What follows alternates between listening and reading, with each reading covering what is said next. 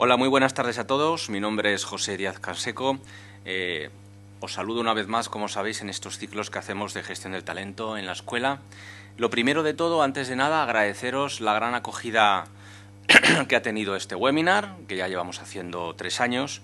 Me han dicho que hemos batido todos los récords de inscripciones, somos casi 700 personas inscritas y realmente es un placer para la escuela y para mí mismo como profesor y como profesional saber la confianza que depositáis en nosotros. Como os decía, soy profesor de la escuela, muchos de vosotros ya me conocéis, soy socio de la consultora de recursos humanos de Human Touch.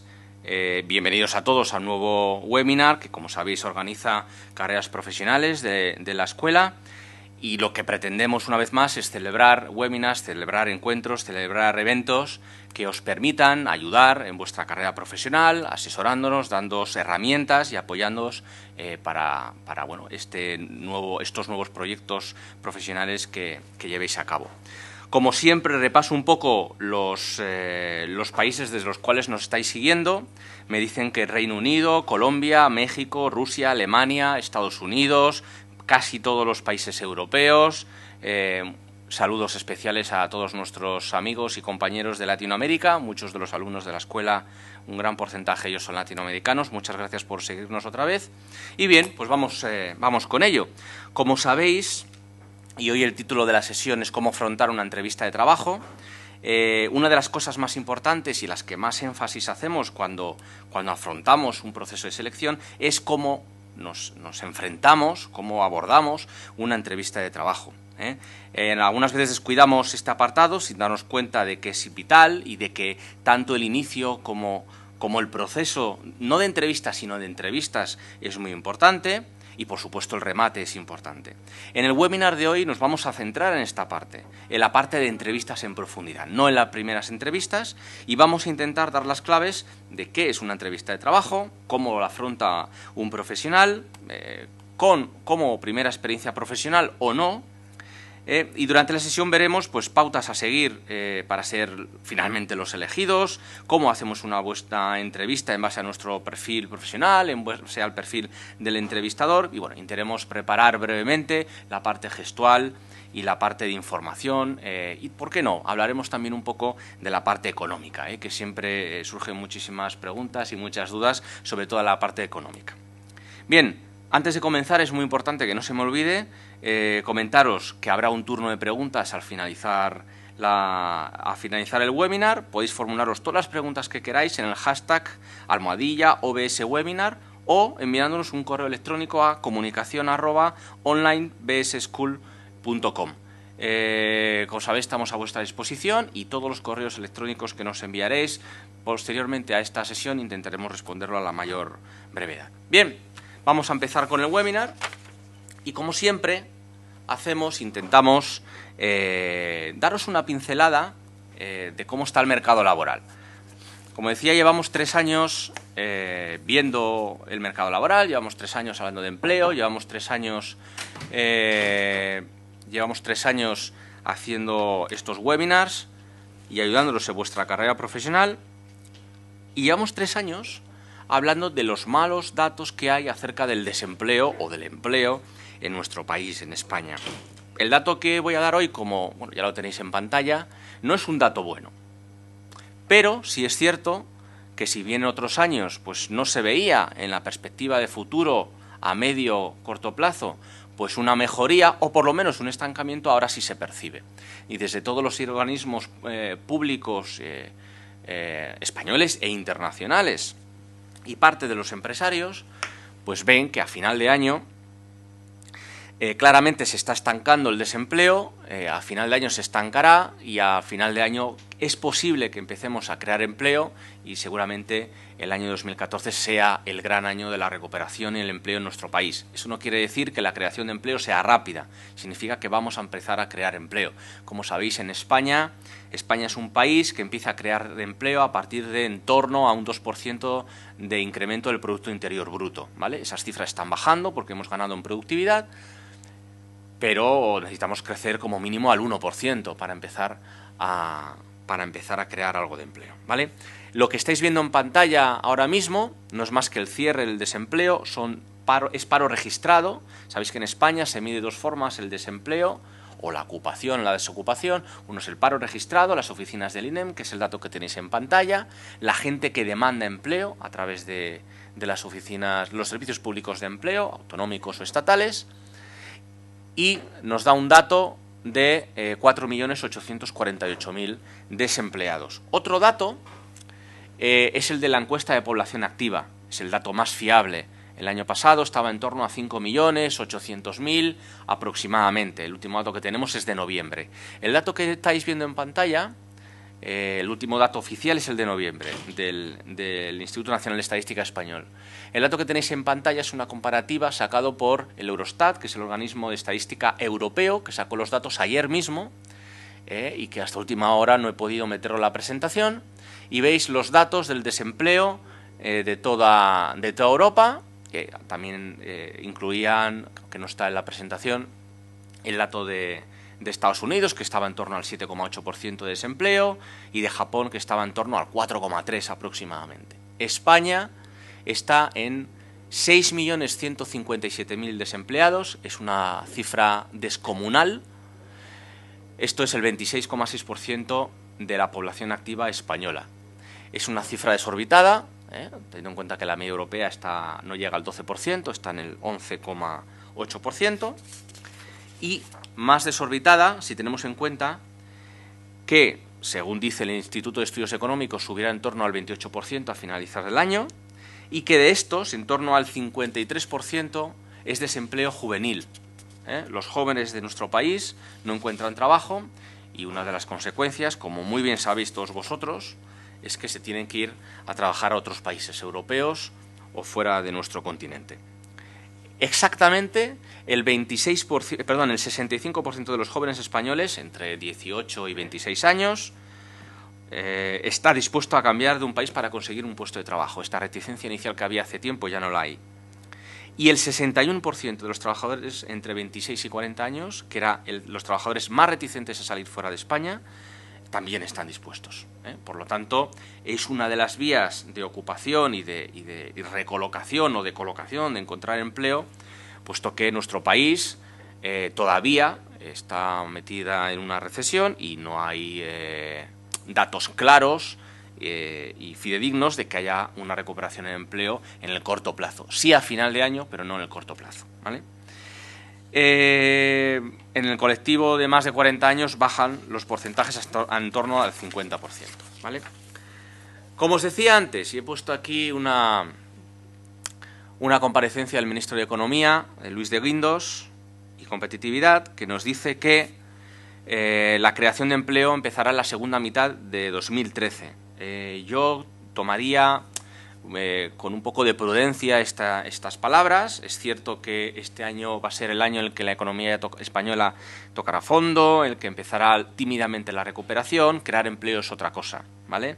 Pero sí que es cierto que muchos expertos y economistas e instituciones, como decía antes, públicas españolas e internacionales y organizaciones empresariales coinciden en que se empezará a crear empleo a la segunda mitad, a final del año 2013. ¿Qué empleos? Podréis preguntar. Pues hombre, lógicamente el sentido común nos dicen que serán aquellos empleos que tengan que ver con la generación de negocio, comercial, ventas, incluso marketing en algunos casos, toda la parte tecnológica y sobre todo posiciones en staff, o sea, posiciones de plantilla, de técnicos e incluso podría haber un cierto porcentaje de posiciones de cierta responsabilidad, pero siempre empezando por la parte baja hacia arriba de la pirámide, porque son los puestos que se necesitan en un primer momento. Teniendo en cuenta este panorama y esta perspectiva, que hace 3 años que no puedo poner sobre la mesa, o algo más de 3 años que no puedo poner sobre la mesa, tenemos que tener una cosa muy clara, ya que estamos hablando de encontrar empleo y de cómo hacer entrevistas de selección como candidato. Y es que el 73% de los españoles, según un estudio de Universia y Trabajando.com, encuentran su primer empleo a través de la recomendación de un amigo, de un familiar, de un colega, de un antiguo compañero de trabajo. El 73%. Aunque estamos más o menos en línea con el resto de la Unión Europea, es uno de los porcentajes más altos. ¿eh? Por lo tanto, el tema que hemos comentado en muchas ocasiones y, por supuesto, en otras ediciones del networking, de movilizar todo nuestro capital relacional, de amigos, de conocidos y de personas que están en nuestro entorno personal y profesional, es tremendamente importante, porque nos jugamos un 73% de esa bolsa de empleo que en muchos casos no es transparente, ¿vale? No está en las ofertas de empleo, en la prensa cada vez menos, pero en las bolsas de empleo en Internet, en los portales de empleo o en los job sites. Cada vez más está a través del boca a oreja, ¿vale? Bien, en la primera sesión que hicimos estuvimos hablando pues, de lo que pone aquí fase 1 y 2, que es la primera criba curricular, cómo desarrollar una buena currícula, hacer unas primeras entrevistas o entrevistas telefónicas, puede ser presencial, cada vez más, en un porcentaje altísimo, son entrevistas telefónicas. Y aquí quiero hacer un comentario, porque muchos de vosotros, alumnos de másters, programas o cursos, tanto presenciales como semipresenciales u online, cuando os llaman desde la bolsa de empleo de la escuela, empresas quiero decir, que están buscando personas para trabajar o para hacer prácticas o becarios, tenéis que tener cuidado con esa primera llamada. El proceso de selección comienza cuando reciben vuestro currículum, aunque vosotros no lo sepáis, porque no os envían una comunicación. La entrevista comienza en esa primera llamada. Cuando el contador del móvil o del teléfono fijo se pone a 0, comienza la entrevista de selección. Esas primeras entrevistas, pero comienzan las entrevistas de selección. Por lo tanto, es importante tener en cuenta cómo hablamos, qué decimos, qué actitud desarrollamos, y por supuesto que frases o expresiones como, oye, pues no tengo ni idea de qué empresa me llamas, que, bueno, podemos preguntar y clarificar qué empresa es, si es que no oímos o no entendemos bien, pero no tengo ni idea de qué empresa me llamas porque aplico a todo lo que se mueve y me da igual uno que otro, pues son descarte automático, ¿vale? Entonces, es importante que cuando suene el teléfono y no sepamos quién es, no sea un número que no conozcamos, nos pongamos en modo profesional, cambiemos el chip, nos pongamos en modo profesional, porque es posible que esa llamada sea de una empresa de consultoría, de selección, la empresa final, y nos empiecen a hacer esa primera entrevista. Y esos 10 primeros segundos son clave para decidir, si finalmente esa persona, pues voy a tener con él o con ella una entrevista presencial, en la oficina, en el despacho, lo que sea, ¿vale? Por tanto, he hecho hincapié aquí porque es tremendamente importante. Bien.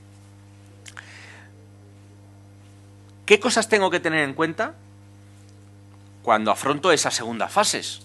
Que, como decía antes, son las prioridades y las segundas entrevistas. Sabéis que se puede hacer un ajuste de prioridades en medio del proceso de selección, cambian las prioridades de negocio, cambian las necesidades de la compañía y puedo ajustar cosas. Y como cuarta fase, pues entrevistas finales, incluso negociación salarial. ¿Qué tengo que tener en cuenta? Oye, pues yo diría que no hay un catálogo, no hay una receta, pero sí que hay que tener en cuenta determinadas premisas, cosas importantes que si las desatendemos, pues es muy posible, es muy probable, bueno, que acaben en un fracaso en nosotros como candidato dentro de ese proceso de selección. Primera premisa, es importante conocer. ¿Qué es lo que tengo que conocer? ¿El proceso de selección? ¿El proceso sí? Y la compañía, la empresa, la organización, allí donde opto a trabajar en el proceso de selección. Vamos a verlo un poco con más detalle. Hablando del proceso de selección.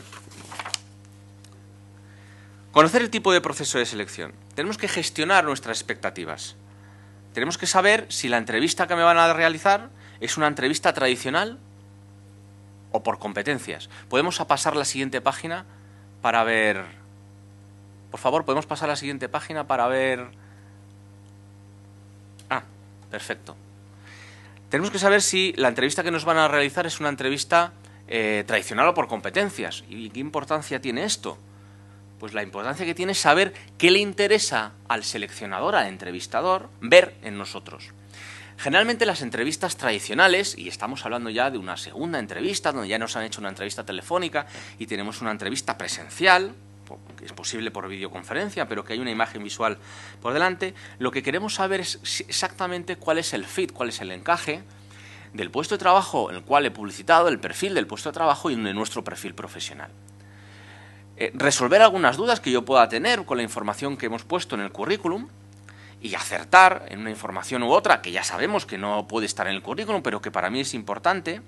Y finalmente, si la persona, cómo se comporta, cómo es, cómo se desenvuelve, lo que veo es el profesional que yo busco.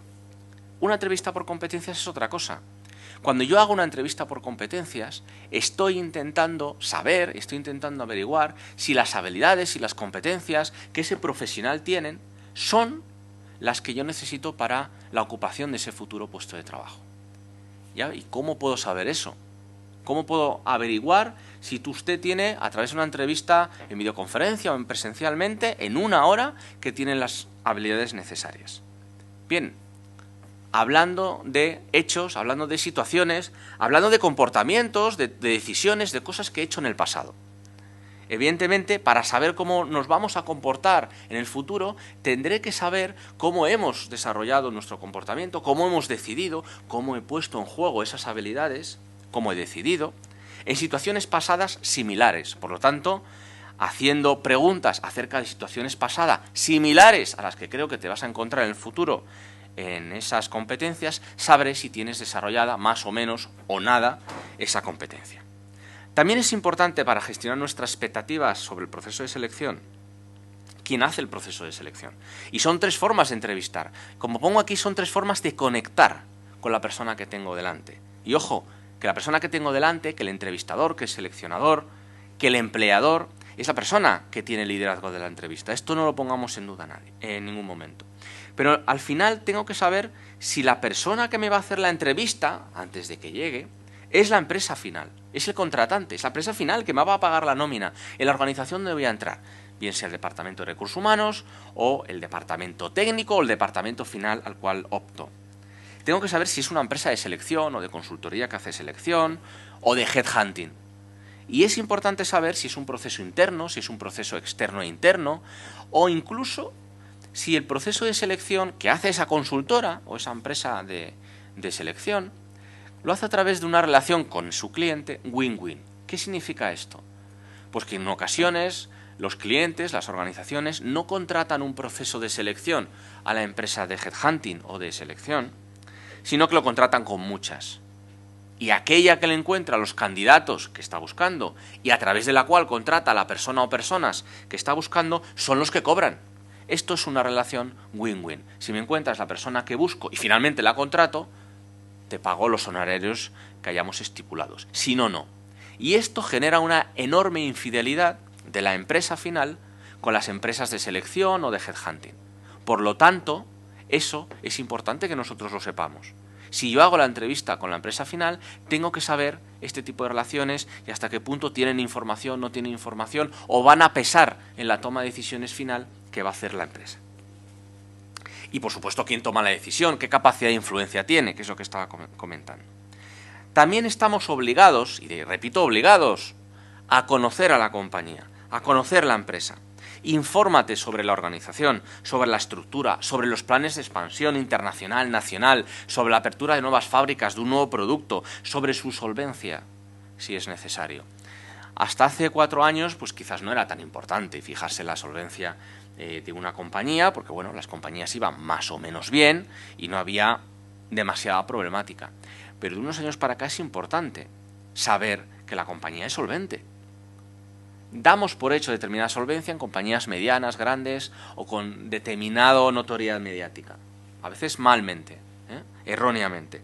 Pero en compañías medianas y pequeñas debemos saber qué solvencia tienen. Si nos piden que hagamos una expatriación y que nos vayamos a otro país, debemos saber si la empresa tiene la estructura y el músculo financiero y la solvencia necesaria como para que luego haya un retorno. O como para que puedan pagar o acompañarme en esa inversión, en esa apertura de negocio o de oficina o lo que sea allí en el extranjero. Hay que tomárselo muy en serio. Debemos saber por qué se origina la vacante, porque eso va a predisponer no tanto el proceso de selección, sino el éxito de mi entrada en la compañía. Claro, tenemos que saber por qué esa vacante está ahí. ¿Es un puesto de nueva creación? ¿Han despedido a alguien?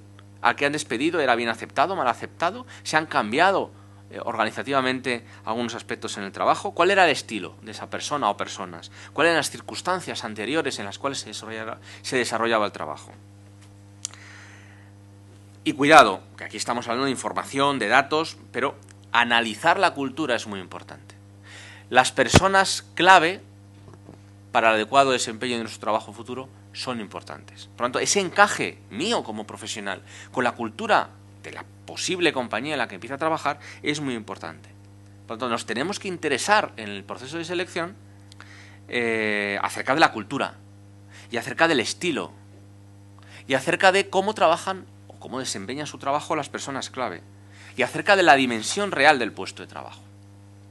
Y esto último que he comentado es muy importante, porque, por ejemplo, imaginaros que optamos a un puesto de responsable de marketing de producto. Hombre, no es lo mismo un puesto de responsable de marketing de producto para una empresa tecnológica que para una empresa de gran consumo.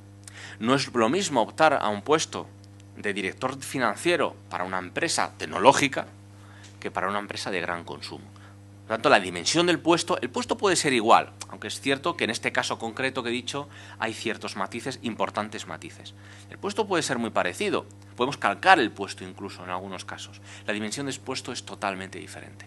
Y nosotros como candidatos tenemos la obligación de dimensionar, de que nos dimensionen el puesto de trabajo. ¿A qué nivel de responsabilidad? ¿Está en el comité de dirección o no está en el comité de dirección? ¿Qué presupuesto maneja? Y eso nos va a ayudar a saber si la retribución propuesta, si la banda salarial en la cual se mueve la retribución para este puesto está acorde o no a la que nosotros cobramos, si estamos acostumbrados a cobrar, si somos capaces o no de hacerlo y por tanto cómo nos enfrentamos a ese proceso de selección. Bien, esto que comento de saber cuál es la dimensión influye en algo que decimos siempre. El éxito del proceso en parte está determinado en lo que sé.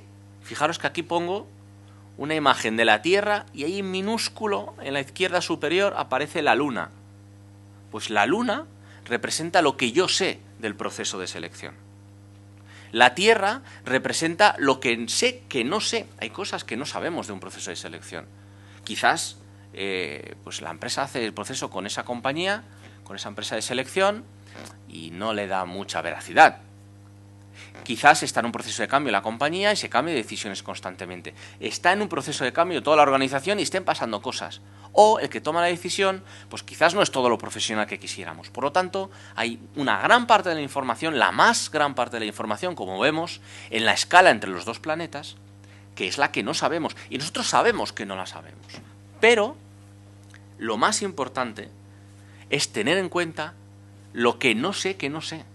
Hay cosas que ni siquiera me imagino. Hay procesos organizativos que ni siquiera me imagino. Hay procesos de toma de decisiones, procesos de azar, de casuística, de que tienes a la persona decidida, seleccionada, lo vas a llamar o la vas a llamar para contratarle y finalmente surge una última persona en el último momento que viene recomendada y es la persona que busco y la contrato. Y no es tu culpa.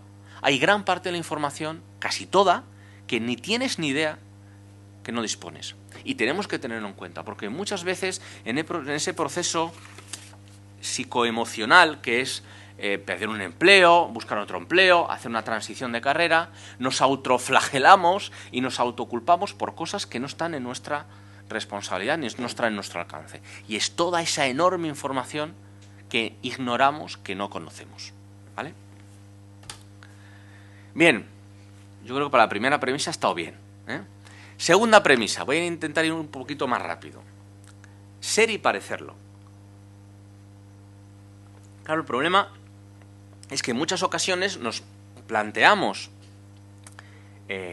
optar a un puesto de trabajo y quizás llegamos por los pelos a la experiencia o aportamos un valor añadido que sabemos que en el mercado es más, hay candidatos con mayor valor. O tenemos la experiencia, tenemos la capacidad, pero no se puede ver. Somos transparentes, o por lo contrario, perdón, somos opacos. No sabemos vender la imagen profesional que tenemos. Es decir, somos profesionales, somos la persona que están buscando, pero no sabemos demostrarlo. No lo parecemos. Y tan importante es en el mundo profesional en general, y por supuesto no en el mundo, o no en el área de selección y demás, serlo, ser un profesional de las finanzas, de compras, de marketing, como decía antes, como parecerlo, ¿vale? Algo importante. Oye, pues voy a decirle a la persona que me hace la selección cuáles son las habilidades profesionales que yo tengo. Error. La persona que tengo delante ya sabe que yo vengo con una máscara, que vengo con un perfil profesional dado, que es el que considero que tengo que vender. No intente decirle al entrevistador que yo tengo una capacidad inusitada y fuera de todo lo normal de liderazgo. No sirve de nada. Demuestra que tienes esa capacidad de liderazgo. Y os puedo asegurar, que en una entrevista de 1 hora se puede demostrar a la persona que tienes delante, sin decirlo, que tienes capacidad de liderazgo. Lógicamente es más sencillo en determinadas posiciones o cuando el nivel de responsabilidad es más alto, ¿vale? Decía antes, la primera impresión, por exceso o por defecto, es la impresión que ofrecemos a un entrevistador y que determinará si podemos ganar o cuánto podemos ganar o si conseguimos o no el trabajo, ¿vale? Las personas tenemos esquemas mentales, creencias, paradigmas, nos fiamos de esa primera impresión. La gente del mundo del arte, del mundo del teatro, dice que el primer minuto sobre un escenario es oro, es clave, porque todo lo que el espectador reciba durante ese primer minuto va a impregnar, va a ser un filtro a través del cual vamos a ver todo lo que haga el resto de los 59 minutos, ¿vale? La actitud tiene importancia, y más que la aptitud, como decimos a la hora de contratar. Un candidato tiene más posibilidades de éxito si además de su experiencia, su apariencia se acorde al puesto y la empresa a la que se dirige, que es lo que comentábamos antes. Las entrevistas por competencias intentan evitar todo esto, intentan evitar estos esquemas mentales, porque al final vamos a identificar aquellas habilidades y ver cómo las has puesto en juego en trabajos y en experiencias anteriores. Pregunta, que seguro sé que después en el turno de preguntas mi compañera me va a hacer. Bueno, si no tengo experiencia, ¿cómo narices, iba a utilizar otra palabra, cómo narices puedo explicarle a un empleador que yo tengo esa habilidad desarrollada? Si no tengo experiencia, nunca he podido poner aquello en juego. Eso es mentira. Pues seguramente yo tenga 18, 20, 30, 40 años. Hombre, si tengo 40 o 30 seguramente tenga experiencia. Pero si tengo 25 a lo mejor no. Pero tengo vida. He hecho prácticas. He hecho proyectos en la escuela de negocios, en mi universidad, en mi grupo de amigos, en el baloncesto, si es que he practicado el baloncesto, lo que sea. Puedo explicar cómo soy yo como persona, porque eso lo voy a trasladar al entorno laboral, ¿vale?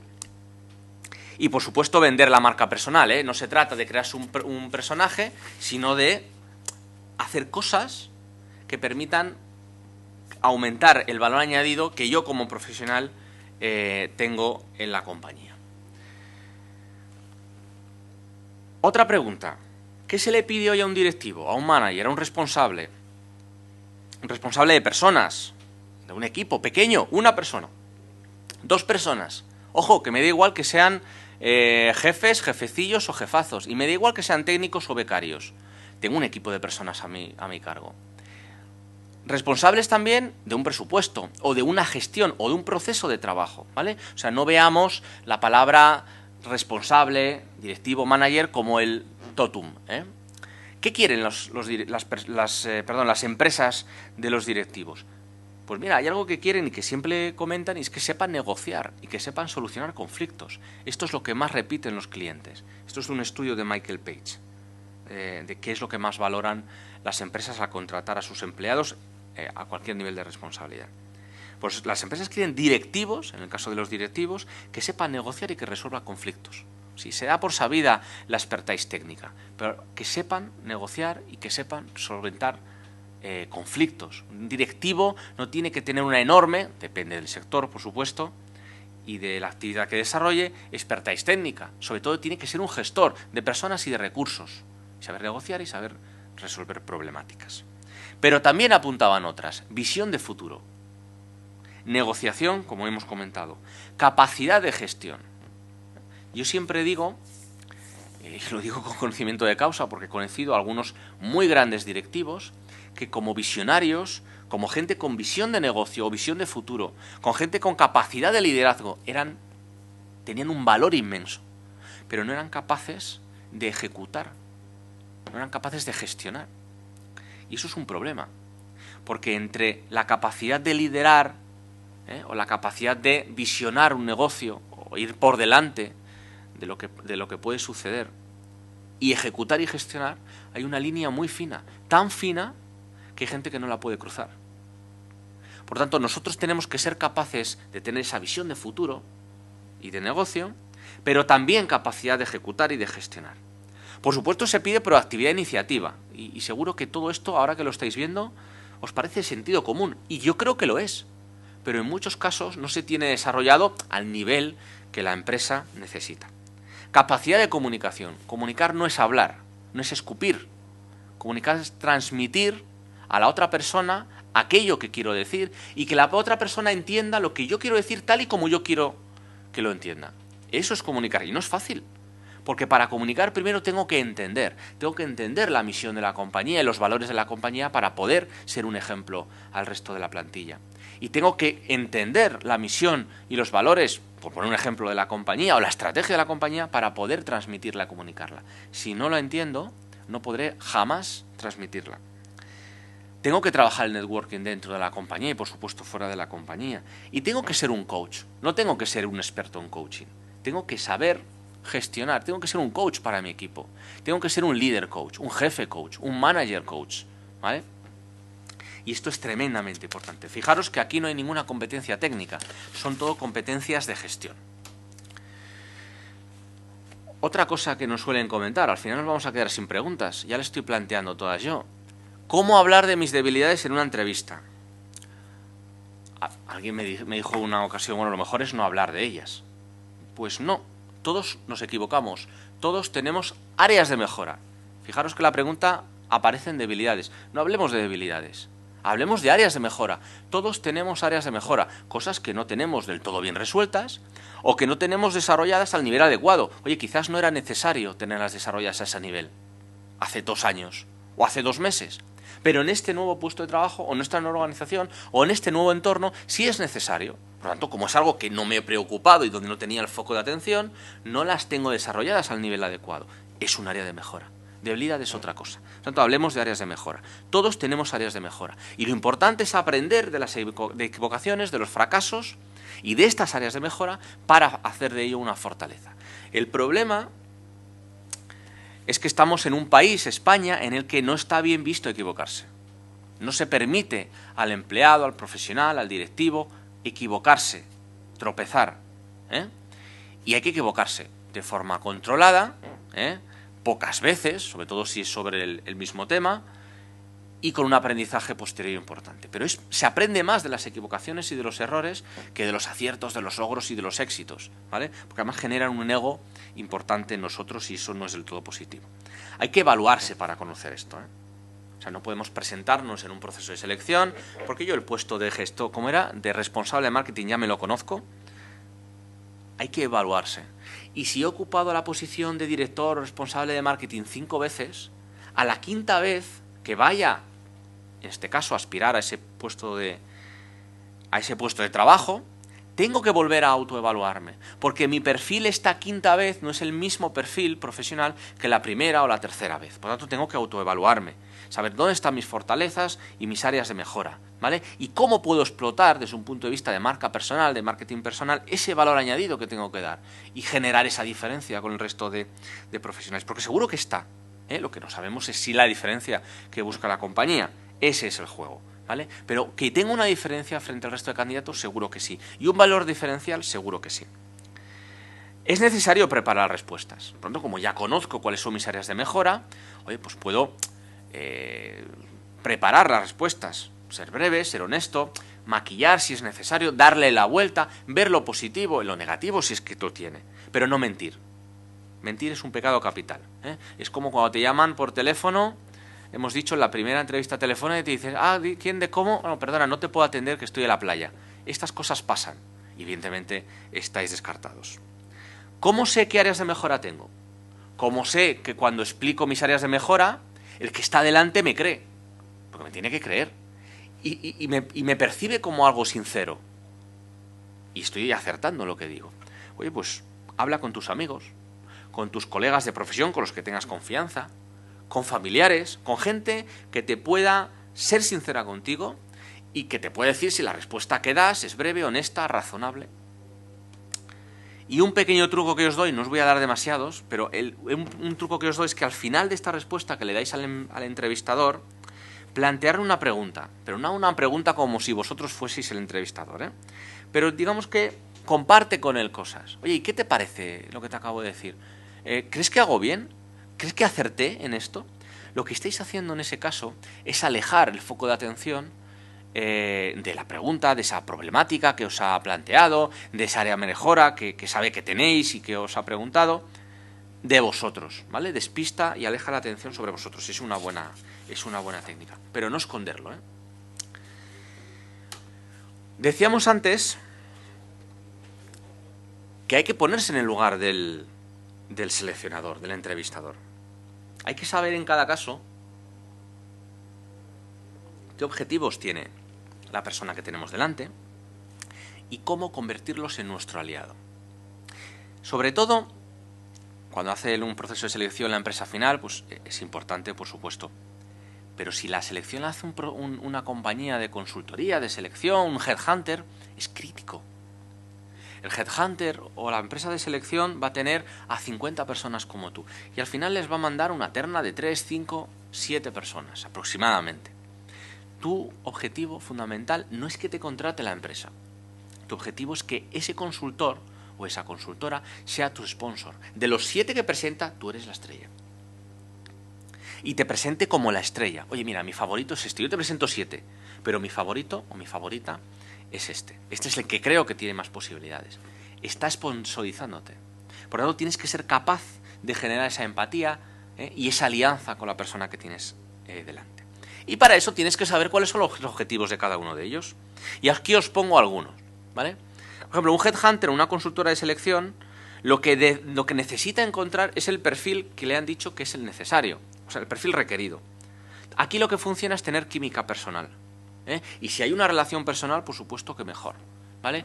Los consultores, los headhunters valoran mucho esa relación a medio y largo plazo.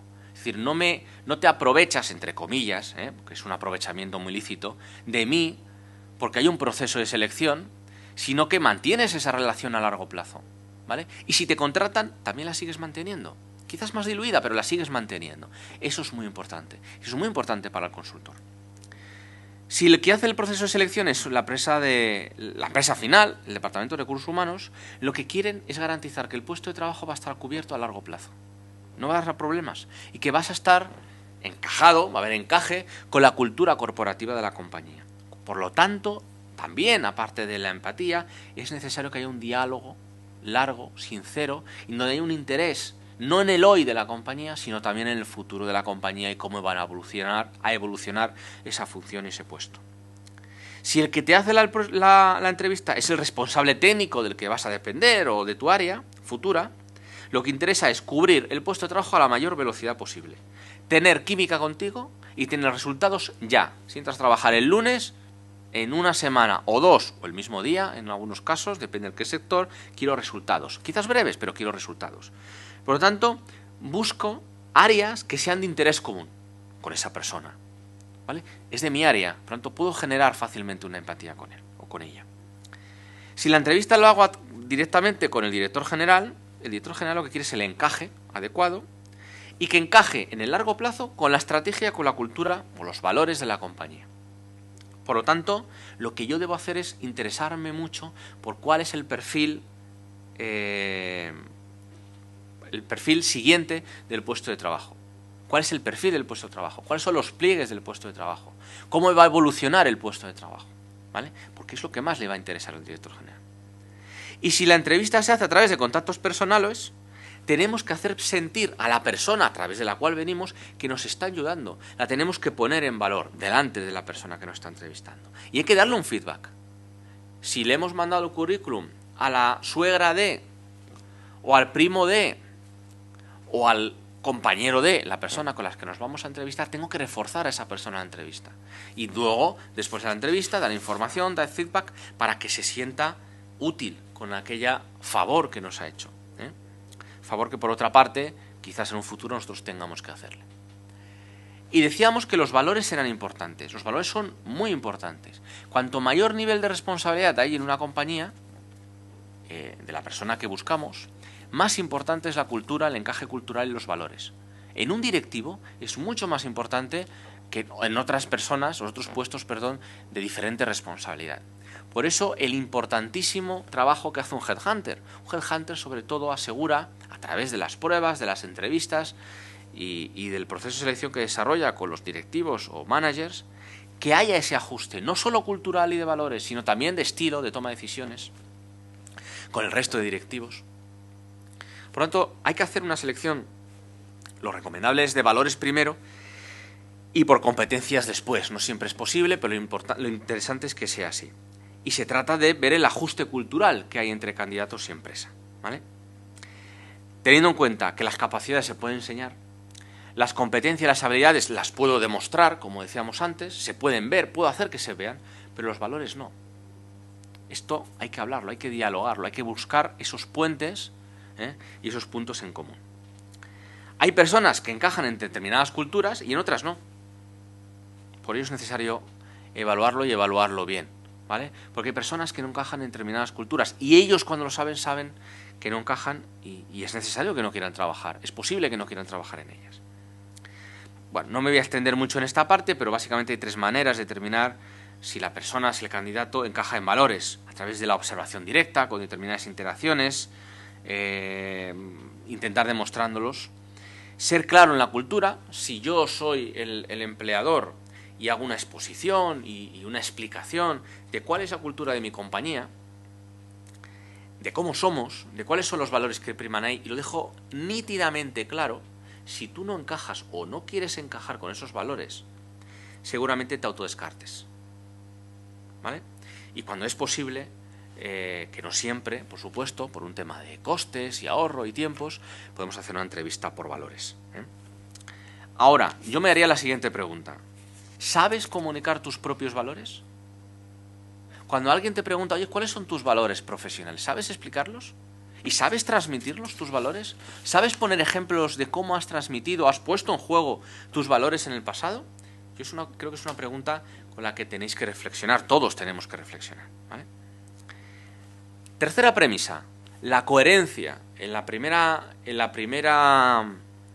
primer webinar, cuando hablábamos del currículum, vitae y demás, hablamos de la importancia de la coherencia de la información que está en un currículum en papel, o en un PDF, o en un Twitter, si es que es por Twitter, o en un LinkedIn, o en una web, o en un blog. Todo tiene que ser coherente. Tiene que ser coherente con esa llamada de teléfono de la primera vez, con lo que vemos en la entrevista, con las pruebas. Todo tiene que ser coherente. Aquí hablamos de coherencia en cuanto a la motivación para entrar a trabajar en tu compañía, o en cuanto a la evolución de nuestro perfil profesional. Es necesario analizar cuál es la situación, cuál es el contexto en el que vamos a tomar decisiones, en el pasado, cuál es el potencial que tenemos para afrontar nuevas decisiones en el futuro. Para eso es muy útil hacer esa autoevaluación. Para eso es muy útil saber cuáles son mis áreas de fortaleza y mis áreas de mejora, ¿vale? Y debemos destacar nuestros puntos fuertes, y que nos hacen idóneos para ese puesto, para ese proyecto en el cual optamos. Hay que dar argumentos, como digo aquí. Hay que hablar de logros, de cosas más tangibles, no tan subjetivas, de retos del pasado, pero también retos del futuro. Una de las cosas más importantes para un empleador es saber que la persona que tiene delante tiene claro qué quiere hacer. Y lo que quiere hacer lo tiene planificado. Y le gusta hacerlo, disfruta con su trabajo. No es un marrón. Yo disfruto siendo director de marketing. Y me veo toda la vida director de marketing. Y me moriré de director de marketing. Bueno, ¿y no quieres ser director general en alguna ocasión? Oye, pues no lo sé. La vida da vueltas, surgen oportunidades. Y si el proyecto es interesante, ¿por qué no? Pero disfruto mucho sacando campañas de producto. Estoy trasladando esa pasión por lo que hago, ¿vale? Y estoy hablando de mis retos de futuro. ¿Qué es lo que sientes? ¿Qué es lo que te motivas? ¿Y qué es lo que te apasiona? Y eso se tiene que poder transmitir. Cuantifica tus éxitos. Cuando hablamos de los logros, en la medida de lo posible, por supuesto. Pero que he incrementado mucho las ventas es un poco efímero. Es abstracto, es ambiguo quizás. Que he incrementado un 68% de las ventas en 2 años, pues es algo muy concreto. Y si además tenemos en cuenta la empresa donde trabajamos anteriormente, la dimensión de ese puesto de trabajo, de esa empresa, la dificultad del producto, la persona que tengo delante se dará cuenta de la envergadura o la dificultad o el mérito que tiene llegar a un 68% de incremento de ventas en un par de años. Cuando nos enfrentamos a un proceso de selección y ya estamos en fase de últimas entrevistas, vamos a decir, no en fase de negociación, pero sí en últimas entrevistas, sabemos que hay 5 candidatos y yo soy uno, ¿vale? Y al final es uno de ellos, ¿eh? Yo me preguntaría, ¿por qué yo? ¿Por qué tengo que ser yo la persona? Altius fortius, como decían los romanos, no es más alto o más fuerte. Es qué valor aporto yo, qué diferencial aporto yo, qué plus aporto yo, que encaje con la estrategia, con la cultura, con las necesidades de la compañía y que no encajan otros, o no encajan tan bien. Y por supuesto es necesario estar en el sector. Esto es muy importante y cada vez se valora más. Y con el uso de las redes sociales se ha dimensionado mucho. Estar en el sector, asistir a foros, participar, aportar, escribir algún artículo, escribir el líquido, en estar en foros de discusión, como decía, ir a seminarios, que nos suene la cara. Es muy agradable hacer una entrevista a un candidato o a determinados candidatos y cuando entra el candidato te suena su cara. ¿Por qué lo has visto en un artículo de un periódico? ¿O por qué lo has visto en un evento de no sé qué y oye, ni os hablasteis, pero me suena tu cara? Ya hay una conversación, ya hay un romper el hielo. De ahí a la empatía hay un pequeño pasito. Es un pequeño pasito que tenemos que dar, ¿vale? Y recordar que la empatía era muy importante, ¿vale? Tenemos que demostrar que estamos en el sector, en el área, incluso que portemos, aportar y generar conocimiento, ¿vale? Y finalmente, la motivación y la actitud, que como he comentado en otro webinar, es importantísimo. El impacto de nuestra capacidad comunicativa es tan importante como un currículum excelente. Si yo os hago una entrevista y no veo lo que he visto en el currículum, voy a pensar que el currículum no lo has hecho tú. Si ya me ha gustado el currículum, por eso te he llamado y has pasado una criba y creo que tienes potencial y que puedes hacerlo o ya lo has hecho, si además mejoras la percepción que tengo de ti como profesional y las posibilidades o el potencial o la expectativa que tengo de que lo hagas bien, si mejoras lo que he visto en el currículum, al final tienes muchos números. Por eso es tan importante. Y por eso es tan importante el cómo hablamos y cómo nos comunicamos. No, mira, es que yo no he hecho nunca ninguna charla. No es necesario. No es que yo no tengo equipo, yo no he tenido que hablar a un equipo de gente, no es necesario. Pero es que tú en tu compañía, en tu anterior compañía, en tu anterior trabajo o en tu futuro trabajo vas a tener que relacionarte con diferentes departamentos de la compañía o dentro de tu departamento o con tu jefe, las habilidades de comunicación son importantes. El lenguaje corporal es crucial, no es lo mismo tener una actitud proactiva que estar cruzado de brazos, que estar con una actitud como que pasaba por allí. Tenemos que demostrar que eso es importante y que no hay nada más importante en esa hora que lo que estamos haciendo y que la relación que tengo con ese entrevistador y que la entrevista o la reunión que tengo en ese momento. Eso es lo más importante. Hombre, apagar el teléfono móvil tiene sentido. Oye, quizás en ocasiones tenga que tenerlo encendido porque tenemos una persona en el hospital, porque espero una llamada, pues no pasa nada. Lo diré, oye, tengo el teléfono encendido porque estoy esperando una llamada importante. Si suena el teléfono y lo apago, estoy denotando que más importante aún que esa llamada es lo que estamos hablando.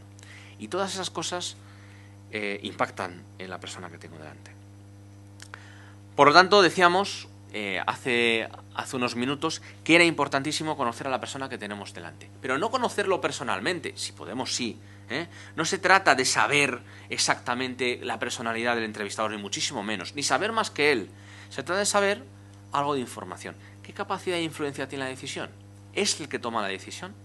Si la persona que tenemos delante es la que toma la decisión, tenemos que medir muy mucho lo que decimos y tenemos que saber cómo nos vendemos. Tenemos que conocer más qué le interesa, qué no le interesa, con qué tipo de persona le agrada trabajar. Si va a ser mi jefe. Debemos hacer una buena presentación de nosotros mismos sin extendernos demasiado. Hay que ser resolutivos, hay que ser breves. Todo esto son habilidades de comunicación. Hay que ser sincero en lo que se dice. Hay que saber escuchar activamente, que es muy difícil saber escuchar activamente, ¿vale? Y es entender aquel 78% de la comunicación que es no verbal, que no son palabras. Y si soy capaz de transmitir a la persona que tengo delante que he entendido ese gesto, esa actitud, esa pose, sin que me lo diga, y establecemos eso, estoy estableciendo un canal, una relación empática con el entrevistador. Ten seguridad a la hora de hablar. Si nosotros no confiamos en lo que estamos diciendo, ¿quién se lo va a creer? Pues no hay mucho más que comentar. Créete lo que estás diciendo. Créetelo porque es verdad. La brevedad cobra importancia como parte fundamental de nuestro discurso, por supuesto, y el hacer preguntas e interesarse por la evolución de la compañía. ¿Y qué va a pasar con este puesto y con la compañía? He oído que vais a abrir una fábrica el año que viene. He oído que habéis hecho una inversión para modernizar no sé qué herramienta, o habéis hecho una inversión en no sé cuál, o en tal producto que habéis lanzado. Oye, pues está bien. O sea, entérate de la compañía, porque estás interesado en ella, vas a trabajar en ella.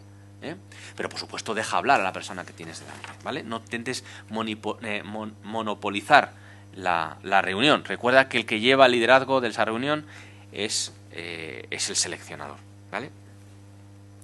Y aquí, antes de entrar en la parte retributiva que tanto os interesa como siempre, supongo, espero y deseo, vamos a hablar de pecados capitales. Muy breves, es un poco lo que hemos ido hablando. Pecados capitales, improvisar. Prepárate la reunión, la entrevista. Una entrevista es una reunión de 2. Quizás la hagan de 3 o de 4, pero es una reunión.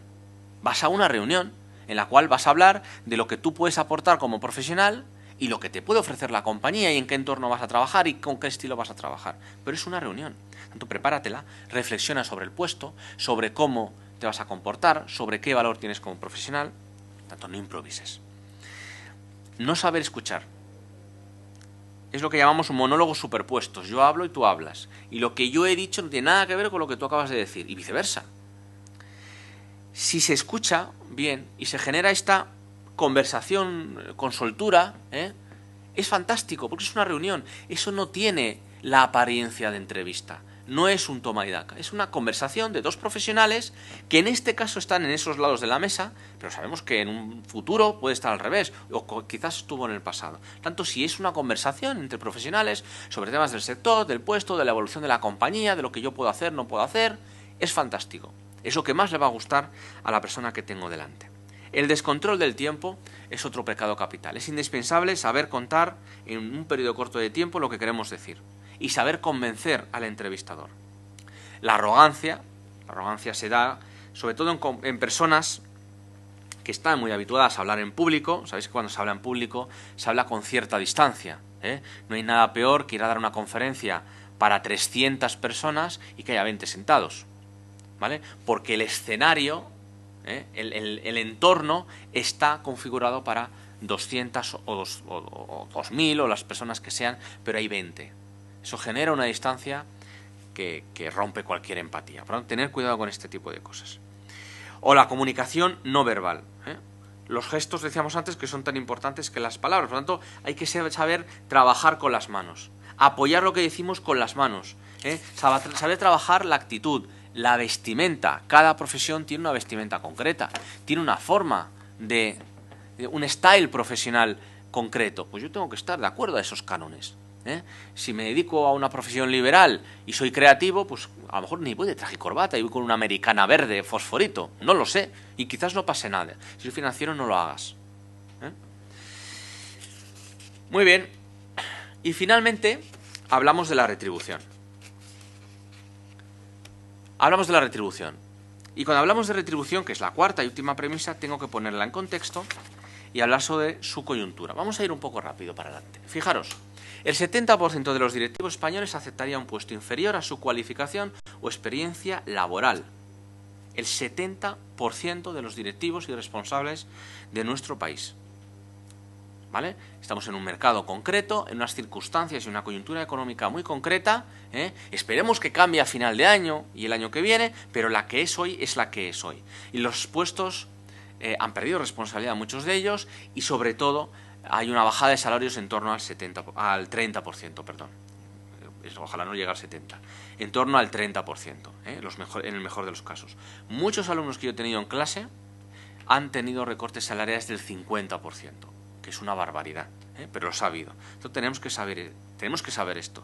Tenemos que saber cómo está retribuido en el mercado y en el sector.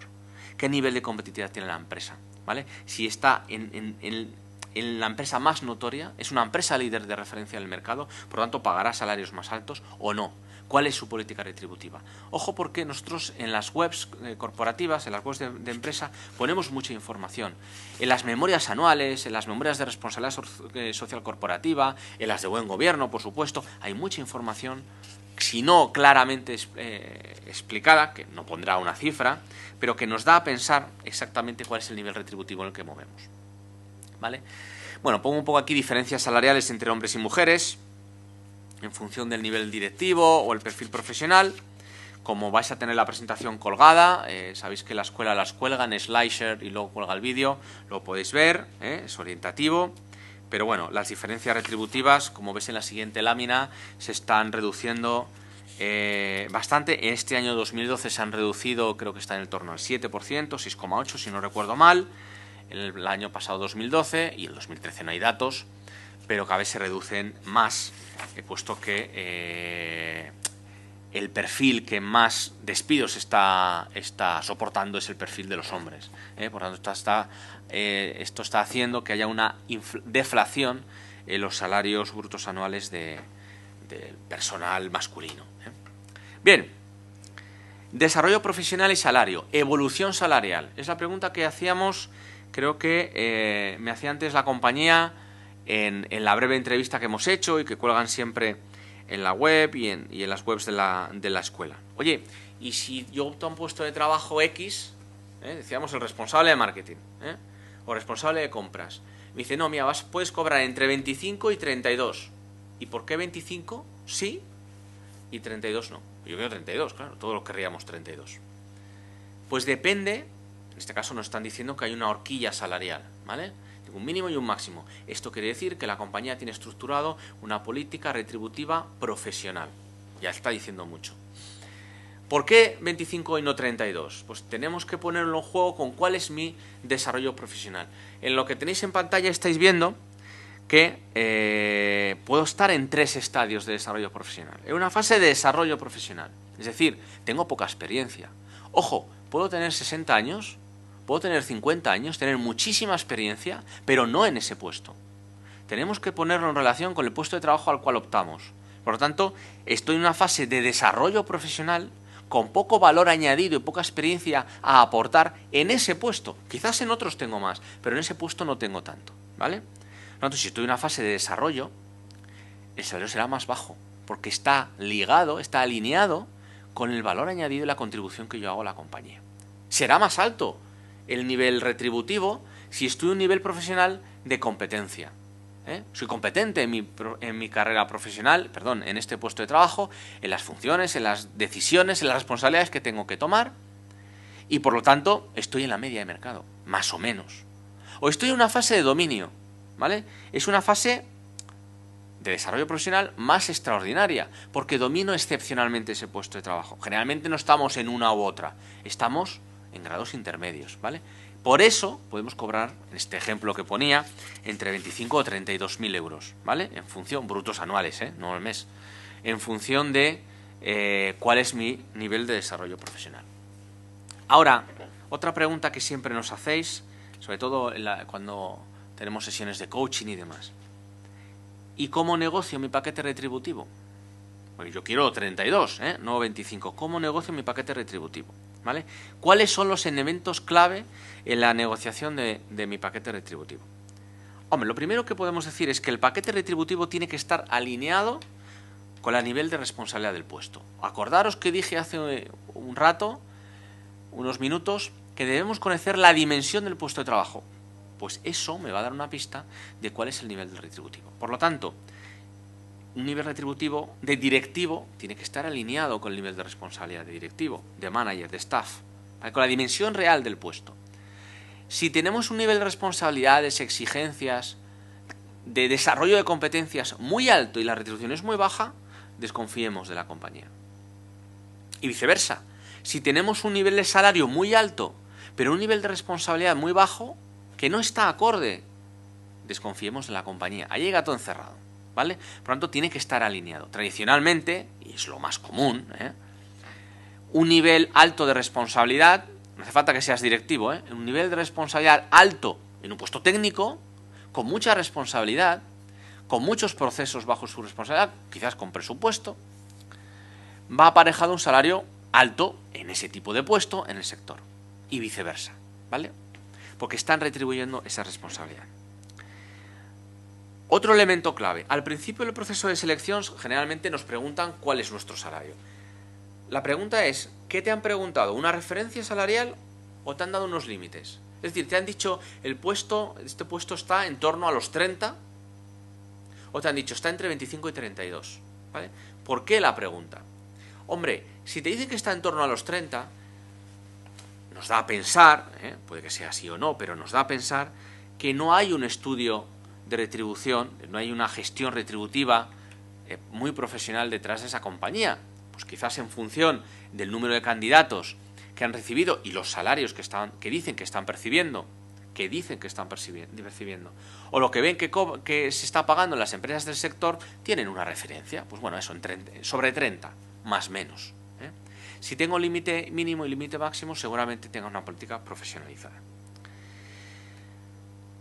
En ocasiones, en la primera entrevista nos preguntan, oye, ¿y tú cuánto cobras? O por cuánto estarías, esto nunca me había pasado, ¿por cuánto estarías dispuesto a cobrar? ¿Se me oye bien? ¿Sí?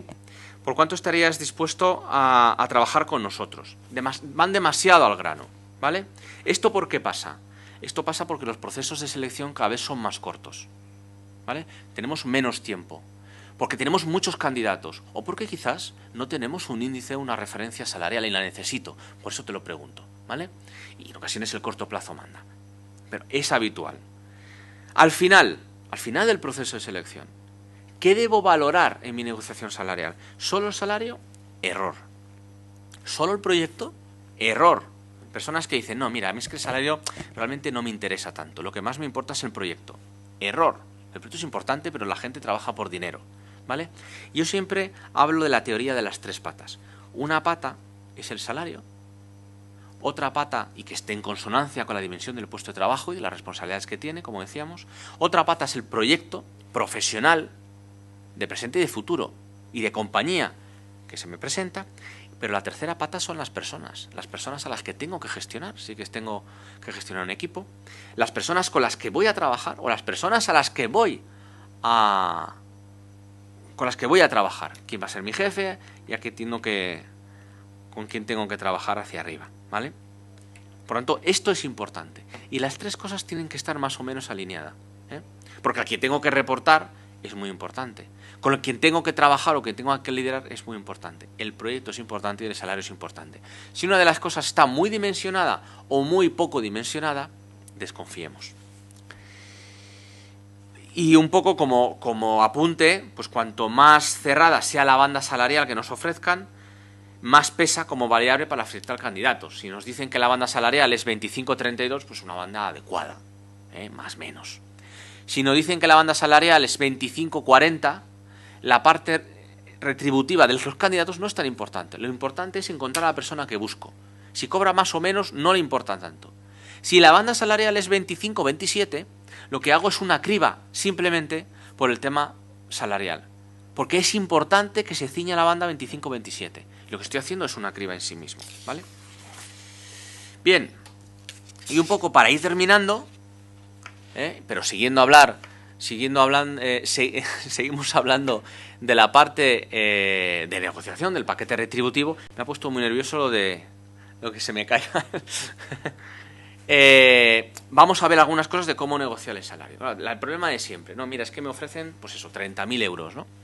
¿Lo tomas o lo dejas? Mentira, no es así, jamás es lo tomas o lo dejas, ¿vale? Nosotros tenemos un margen de negociación más alto cuanto mayor sea nuestra responsabilidad. Pero tenemos que tener en cuenta varias cosas. El salario del que estamos hablando es un salario presente. Desposicionémonos. Hablemos de salario futuro. Oye, yo acepto un salario que está por debajo de mi nivel salarial, pero podemos hablar de salario potencial. Si la evolución, si cumplo la expectativa, ¿cuál puede ser mi salario potencial? El año que viene o dentro de 2 años, por ejemplo. Salario fijo y variable. A la gente no le gusta el variable, queremos el salario fijo. Si yo demuestro que no tengo inconveniente en llevar una parte del fijo al variable para que el paquete total sea más grande, o por resultados, estoy demostrando que realmente aquello que el entrevistador, el seleccionador ve en mí, esa expectativa, que al final es lo que compra, tiene muchas probabilidades de llevarse a efecto. Es decir, voy a demostrar que tengo un alto desempeño y una alta contribución a la compañía, porque me estoy jugando un variable. Y eso es una parte que estoy apostando. Podemos jugar con el variable garantizado. Mira, es que yo de fijo no puedo subir más, ¿eh? Con el variable podemos jugar. Bien, garantízame un variable 6 meses, 1 año, ¿eh? Y yo lo cobro sí o sí. Después de ese periodo, despídeme, quítame el variable, pero garantízamelo. Es otra moneda de cambio, otra carta de negociación. Y una muy importante que no solemos utilizar, aunque cada vez es cierto que se utiliza más, es el salario del desarrollo profesional. ¿Cuál va a ser mi desarrollo profesional realmente en la compañía? La formación, la flexibilidad, la conciliación, tener flexibilidad horaria, por ejemplo, tener oportunidades de crecimiento, hacer lo que me gusta, darme los proyectos que a mí me interesan.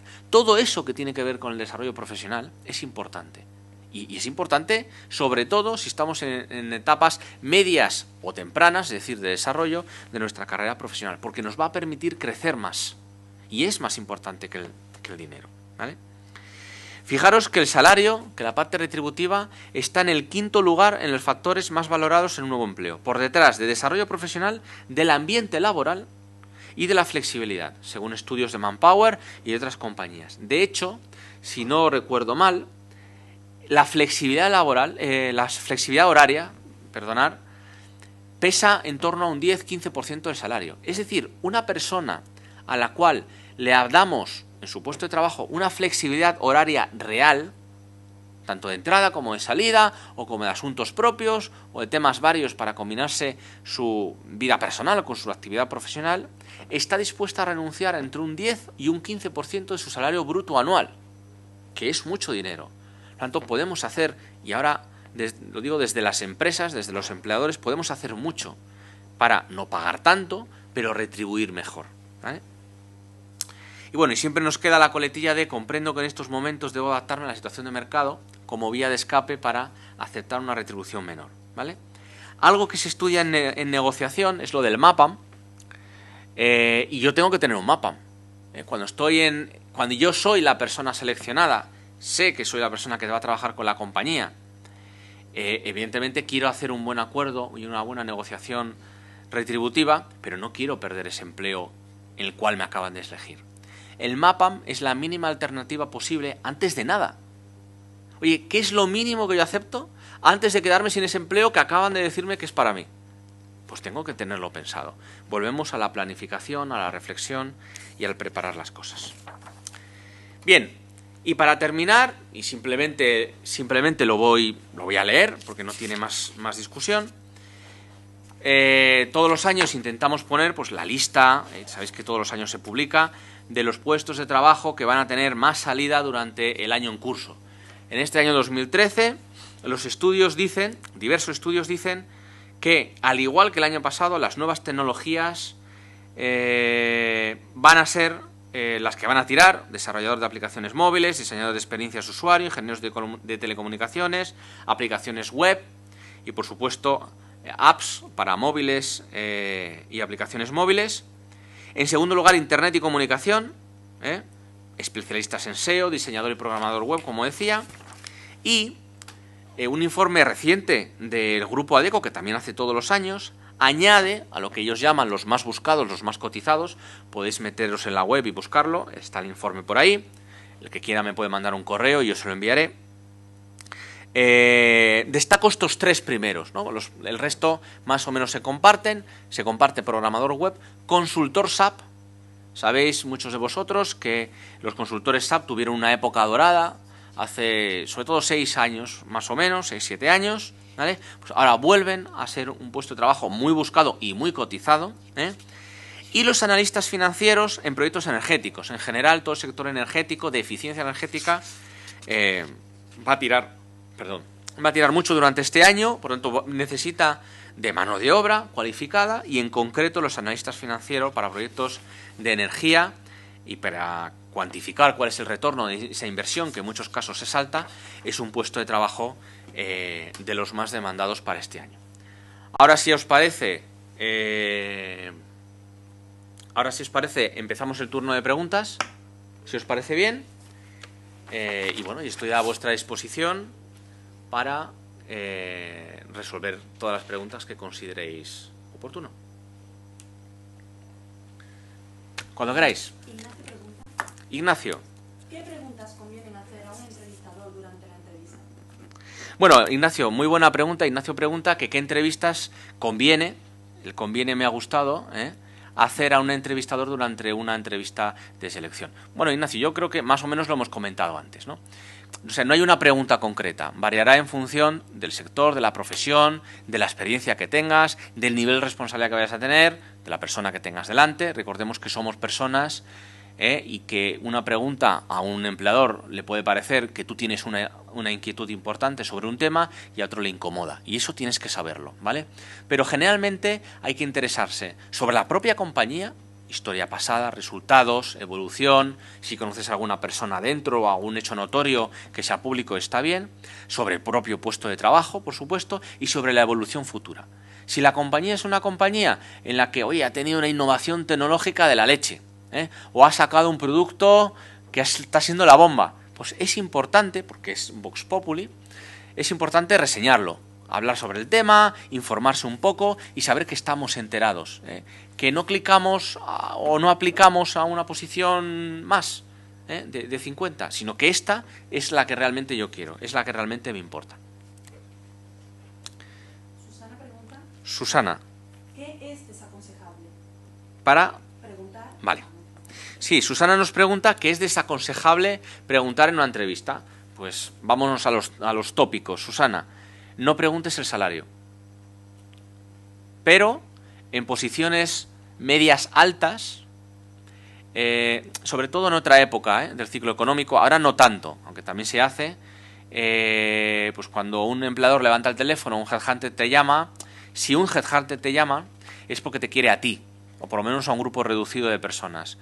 Bueno, no preguntemos frontalmente cuánto me vas a ofrecer, pero sí preguntemos, se puede preguntar, yo recomiendo no hacerlo, pero se puede preguntar sobre una dimensión de salario. Pero no tanto por cuánto voy a ganar, sino porque a lo mejor no tiene nada que ver con lo que yo estoy cobrando.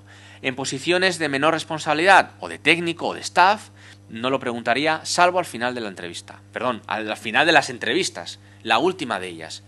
Generalmente me lo dirán. ¿Cómo puedo conocer el tipo de proceso de selección? Muy buena pregunta, Susana. Antes he comentado que hay que conocer el tipo de proceso de selección. Susana me pregunta, ¿y cómo lo puedo conocer? Bueno, muy sencillo. Tú has enviado un currículum vía web, vía PDF, a algún sitio. ¿Ese sitio qué es? ¿Una empresa? Hombre, si es una empresa está claro, ¿no? Si es una empresa de selección, está también claro. Si es una empresa de headhunting, está clarísimo. Por lo tanto, la única información que nos queda por saber es si esa empresa de selección es la única que hace el proceso de selección para ese puesto al que optas, o hay más empresas. Es muy sencillo, todo está en la web.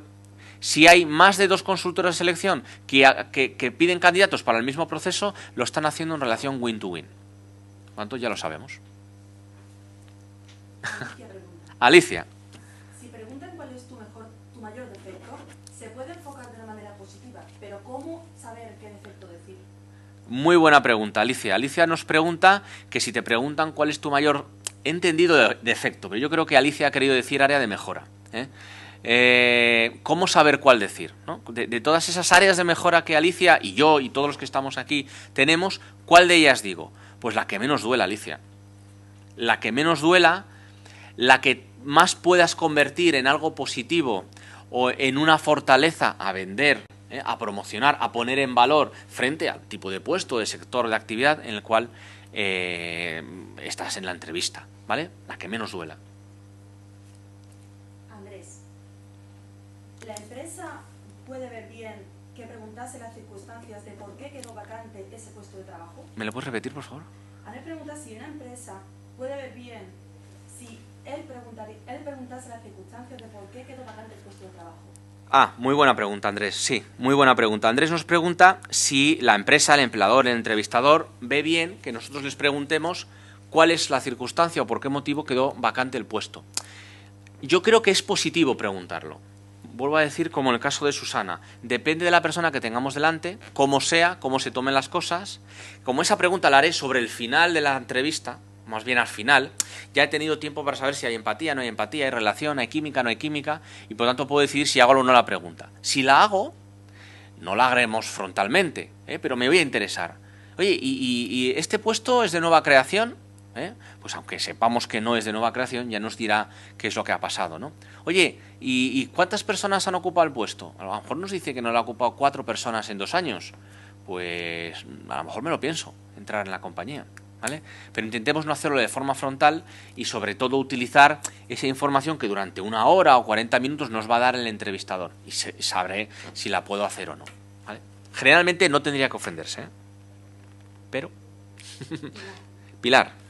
Me gustaría saber cómo afrontar una entrevista con mi edad, ya que es una gran barrera. Nos dice que tiene 51 años. Pilar tiene 51 años, ya lo sabe todo el mundo, Pilar, ¿vale? ¿Cómo enfrentar una entrevista con tu edad? Hombre, la edad en España realmente es una barrera. No te voy a engañar, no vengo aquí a vender nada, ¿vale? Y esa es la realidad. Desgraciadamente en España, en nuestros países no es así, es una barrera. Es una barrera porque hay una retribución más alta, porque hay menor capacidad de aprender, de adaptarse a cambios. Pues todas las cosas que he dicho, yo personalmente las considero tonterías, pero es cierto, ¿vale? Lo más importante es lo que yo veo cuando te hago la entrevista. Si hago la entrevista contigo, generalmente ya sabré más o menos que tienes esa edad, bien porque lo pones en tu currículum, bien porque hemos hablado por teléfono y la edad me suena, perdón, la voz me suena a una edad o te lo he preguntado. Por lo tanto, si tengo la entrevista contigo es porque me interesas. Si me interesas, no me demuestres, viendo lo que aparece en tus ojos, que eres una persona de 50 años, que a ver si encuentro algo para ir tirando hasta los 60 y me prejubilo. Eso es lo que no quiero ver. Lo que quiero ver es que eres una persona que tiene mucho que aprender, tiene mucho que aportar, ¿vale? Que competitivamente con el resto de salarios estoy bien, no cobro mucho ni poco, cobro lo que valgo, ¿vale? Que tengo ganas de aprender, de hacer cosas nuevas y que estoy al día en mi profesión, ¿vale? Y que estoy al día con las nuevas tecnologías, ¿vale? Que no me da miedo los ratones, los emails y estas cosas, que quizás dicho en este entorno, pues nos reímos, pero a veces no es para reírse y pasa. Yo sé que Pilar seguramente es una persona que es de espíritu joven y si no puede demostrarlo, ¿vale? Puede demostrarlo que es una profesional que tiene una enorme cantidad de cosas que poner en valor, perdón, de experiencia, que está en el día a día del sector, o sea, está al día de las nuevas técnicas, de las nuevas metodologías que en el sector imperan y que tienes ganas de aprender a hacer cosas, ¿vale? Y eso se percibe, antes dije, el primer minuto es oro. Pilar, es cierto, el primer minuto es oro, pero en este y en otros casos, los primeros 10 segundos ya sé si la edad me importa o no me importa, ¿vale? Luego hay gente que tiene esquemas mentales muy marcados y contra eso no podemos hacer nada, desgraciadamente. Pero gracias por la pregunta, Pilar. Ignacio, si no estoy conforme con cómo he hecho una entrevista de trabajo, ¿es bueno llamar y pedir que me vuelvan a entrevistar? No. Ignacio perdón, porque he contestado antes. Ignacio nos pregunta si he hecho una entrevista de trabajo y no estoy contento con cómo me ha salido, ¿puedo llamar y decir que la repitan? No. Debo llamar o debo mandar un correo electrónico agradeciendo el tiempo, la oportunidad, no sé qué, y recibiendo feedback, ¿vale? Ojo, porque hay gente que es muy crítica consigo mismo, y tú, Ignacio, a lo mejor lo eres contigo mismo, y crees que te has salido mal, o que has dado una imagen de ti mismo que no es la que te gusta, porque a lo mejor estabas muy nervioso, y te autoanalizabas según hacías la entrevista, cosa que hacemos muchos, yo también lo hago en ocasiones, ¿no? Y eso genera una otra percepción, una imagen de sí mismo que es errónea. Pero pregunta cuál es el feedback.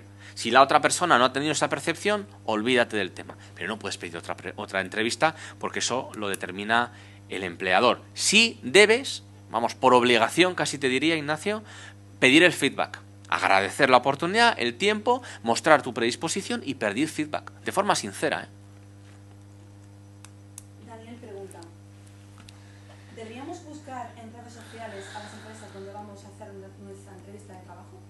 Daniel pregunta que si deben buscar en las redes sociales las empresas a las que optamos al puesto de trabajo. Of course, por supuesto. O sea, no es que debemos, es que es obligado.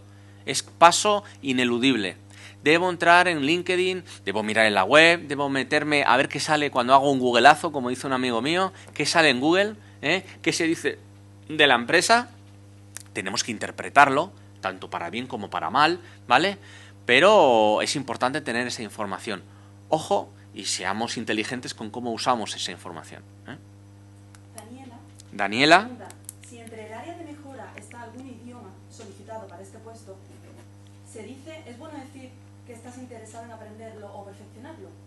Daniela nos pregunta si es necesario un determinado idioma o un nivel de un idioma para un puesto y quizás tú no tienes el nivel o no tienes el idioma. Si es bueno decir que estás interesado en aprender o perfeccionarlo. Yo diría, Daniela, si estás interesada, sí. Ahora, si no estás interesada, sabes que se te dan malos idiomas, no tienes capacidad ni interés en aprenderlos, no digas que lo vas a hacer, porque es que no vas a superar el periodo de prueba. María preguntó si es aconsejable que preguntemos las condiciones económicas del puesto al entrevistador. Pues María ha preguntado si es necesario preguntar las condiciones económicas del puesto al entrevistador. La respuesta es que no, María. Como antes comenté, si eres una persona que está trabajando y eres una persona con cierta responsabilidad o eres directiva, te llaman todas las semanas o todos los meses, pues sí, discrimina. Porque a lo mejor estás cobrando 60.000 y te ofrecen 53 y no vas a ir. Si no es así, que es lo más probable, no lo preguntes. A no ser que la otra persona te lo diga o lo haga haga proceso de selección, una empresa de consultoría con la que tengas mucha confianza, muchísima confianza, pero de verdad, de irte a tomar una cerveza después, y no pasa nada. Pero hay pocas relaciones así.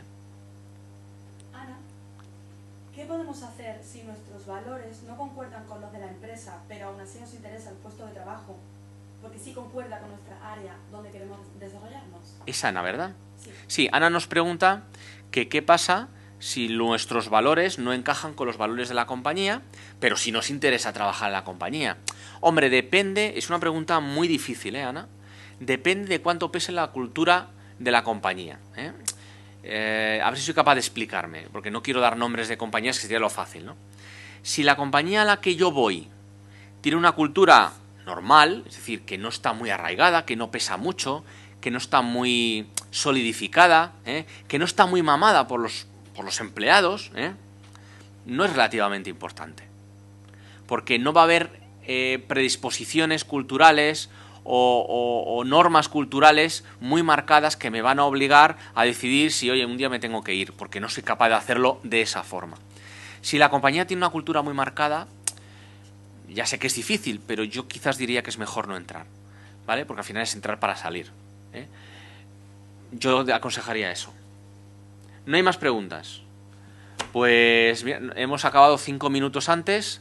Bueno, simplemente para terminar, voy a coger mi guión. Simplemente para terminar, muchísimas gracias a todos. Vuelvo a repetir, es un placer que llevemos ya 3, vamos para 4 años haciendo los webinars, la cantidad cada vez más importante de gente que se apunta, que participa, que hace preguntas, que se descarga los vídeos, que se descarga las presentaciones y que estáis ahí. Bueno, a vuestra disposición y nos vemos en el siguiente webinar. Muchas gracias.